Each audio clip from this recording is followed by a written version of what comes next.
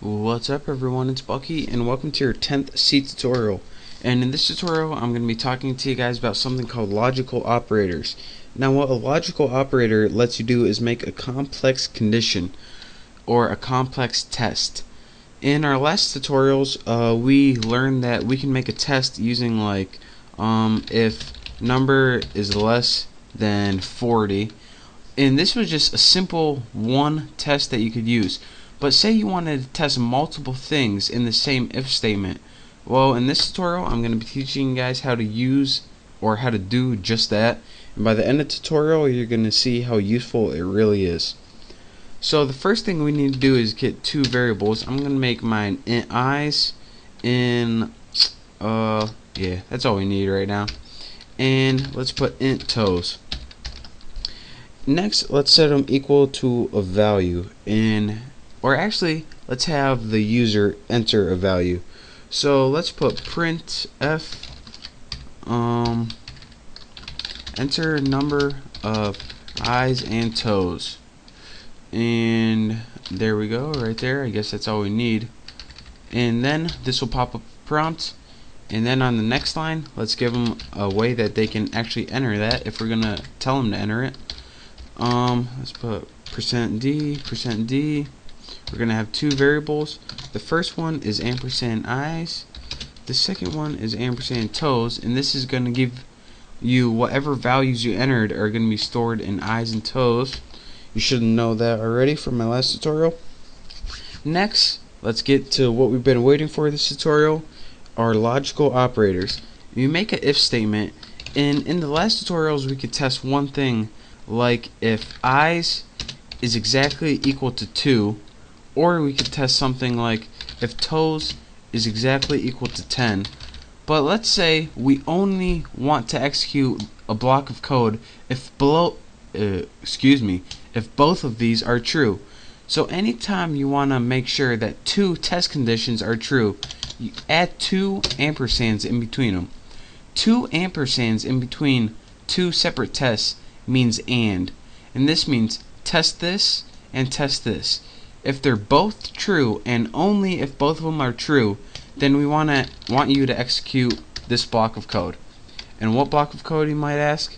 Let's just print. Let's copy this for ease of time. Let's put you are normal. Since if you have 2 eyes and 10 toes, then you're normal. Else, let's execute what are we gonna say?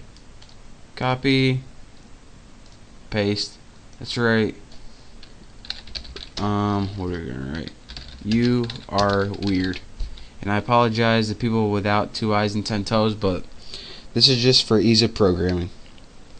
So let's go ahead and compile, execute, and run this, and let's enter our values. And then after, I'll show you guys another neat little trick.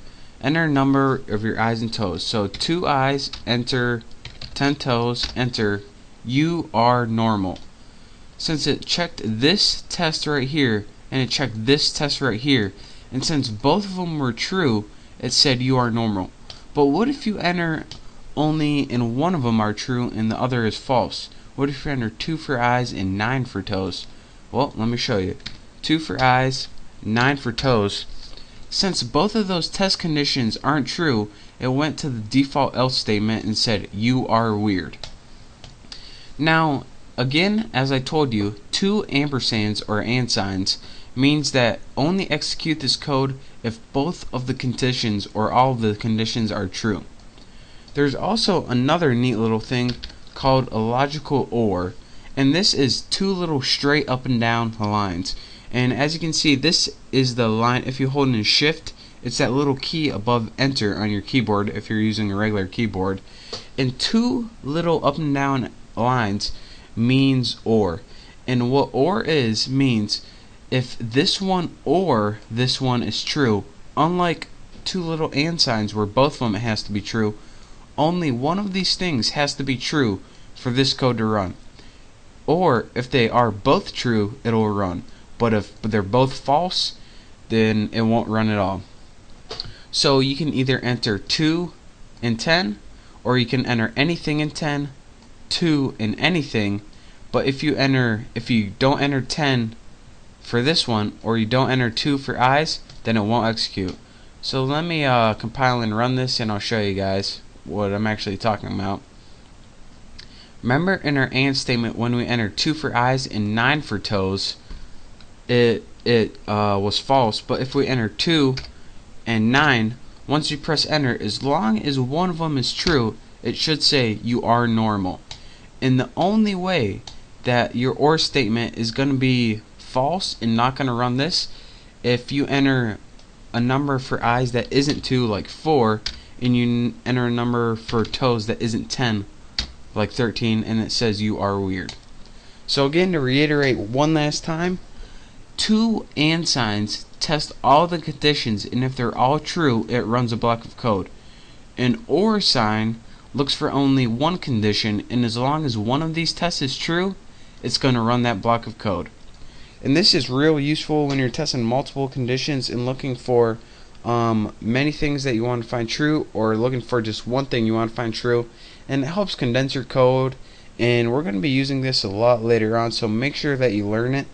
So I'm going to be copying all this code and putting it to my website, thenewboston.com. So if you want it, you have to go there and get it. But for now, pay attention in this tutorial. Make sure you learn what I'm talking about. Make sure to subscribe to my channel. Thank you for watching, and I will see you guys next time.